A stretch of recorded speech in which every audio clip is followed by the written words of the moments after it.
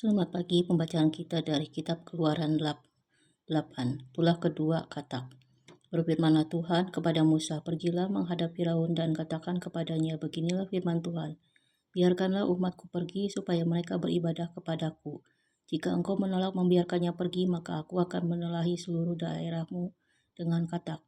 Katak-katak akan mengeriap dalam sungai Nil lalu naik dan masuk ke dalam istanamu dan kamar tidurmu. Ya, sampai ke dalam tempat tidurmu, ke dalam rumah pegawai-pegawaimu dan rakyatmu, bahkan ke dalam pembakaran rotimu, serta ke dalam tempat adonanmu. Kata-kata itu akan naik memanjati engkau, memanjati rakyatmu dan segala pegawaimu. Berfirmanlah Tuhan kepada Musa, katakanlah kepada Harun, ulurkanlah tanganmu dengan tongkatmu ke atas sungai, ke atas selokan, dan ke atas kolam, dan buatlah kata-kata bermunculan meliputi tanah Mesir. Lalu Harun mengeluarkan tangannya ke atas segala ayat di Mesir, maka bermunculanlah kata-kata lalu menutupi tanah Mesir. Tetapi para ahli itu pun membuat yang demikian juga dengan ilmu-ilmu mantra mereka, sehingga mereka membuat kata-kata bermunculan meliputi tanah Mesir. Kemudian Firaun memanggil Musa dan Harun serta berkata, berdoalah kepada Tuhan supaya dijauhkannya kata-kata itu daripadaku dan daripada rakyatku. Maka aku akan membiarkan bangsa itu pergi supaya mereka mempersembahkan korban kepada Tuhan. Kata Musa kepada Firaun, silakanlah Tuanku katakan kepadaku bila aku akan berdoa untukmu, untuk pegawaimu dan rakyatmu, supaya kata-kata itu dilenyapkan daripadamu dan dari rumah-rumahmu, dan hanya tinggal di sungai Nil saja. Katanya, besok. Lalu kata Musa, jadilah seperti katamu itu, supaya Tuanku mengetahui bahwa tidak ada yang seperti Tuhan Allah kami.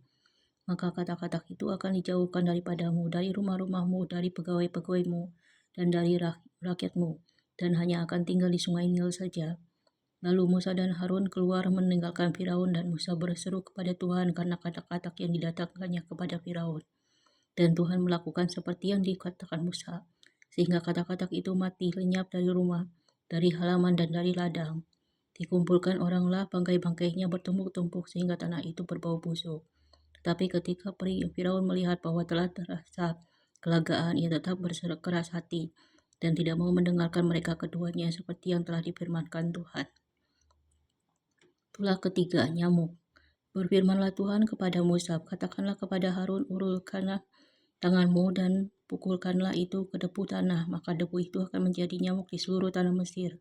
Lalu mereka berbuat demikian. Harun mengeluarkan tangannya dengan tongkatnya dan memukulkannya ke debu tanah, maka nyamuk-nyamuk itu hingga pada manusia dan pada binatang, segala debu tanah menjadi nyamuk di seluruh tanah Mesir. Para ahli itu pun membuat yang demikian juga dengan ilmu-ilmu mantranya untuk mengadakan nyamuk-nyamuk. Tetapi mereka tidak dapat. Demikianlah nyamuk-nyamuk itu hingga pada manusia dan pada binatang. Lalu berkatalah para ahli itu kepada Firaun, inilah tangan Allah, tetapi hati Firaun berkeras dan ia tidak mau mendengarkan mereka seperti yang telah difirmankan Tuhan. Tulah keempat, lalat pikat.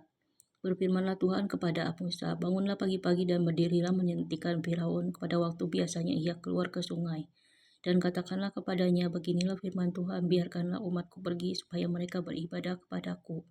Sebab jika engkau tidak membiarkan umatku itu pergi, maka aku akan melepaskan pikat terhadap engkau, terhadap pegawai-pegawaimu, rakyatmu, dan rumah-rumahmu, sehingga rumah-rumah orang Mesir, bahkan tanah di mana mereka berdiri akan penuh dengan pikat. Tetapi pada hari itu aku akan mengecualikan tanah Goshen di mana umatku tinggal, sehingga di sana tidak ada terdapat pikat, supaya engkau mengetahui bahwa aku Tuhan ada di negeri ini. Sebab aku akan mengadakan perbedaan antara umatku dan bangsamu. Besok tanda mujizat ini akan terjadi. Tuhan berbuat demikian, maka datanglah banyak-banyak pikat ke dalam istana Firaun dan ke dalam rumah pegawai-pegawainya dan ke seluruh tanah Mesir. Negeri itu menderita karena pikat itu. Lalu Firaun memanggil Musa dan Harun serta berkata, pergilah persembahkanlah korban kepada Allahmu di negeri ini. Tetapi Musa berkata, tidak mungkin kami berbuat demikian, sebab korban yang akan kami persembahkan kepada Tuhan Allah kami adalah kekejian bagi orang Mesir. Apabila kami mempersembahkan korban yang menjadi kekejian bagi orang Mesir itu di depan mata mereka, tidakkah mereka akan melempari kami dengan batu? Kami harus pergi ke padang gurun 3 hari perjalanan jauhnya untuk mempersembahkan korban kepada Tuhan Allah kami seperti yang difirmankannya kepada kami. Lalu kata Firaun, baik, aku akan membiarkan kamu pergi untuk mempersembahkan korban kepada Tuhan Allahmu di padang gurun. Hanya janganlah kamu pergi terlalu jauh, berdoa untuk aku. Lalu kata Musa, sekarang aku keluar meninggalkan Tuanku dan akan berdoa kepada Tuhan. Maka pikat itu akan dijauhkan besok dari Firaun, dari pegawai-pegawainya dan rakyatnya. Hanya janganlah Firaun berlaku curang lagi, dengan tidak membiarkan bangsa itu pergi untuk mempersembahkan korban kepada Tuhan. Sesudah itu keluarlah Musa meninggalkan Firaun lalu berdoa kepada Tuhan.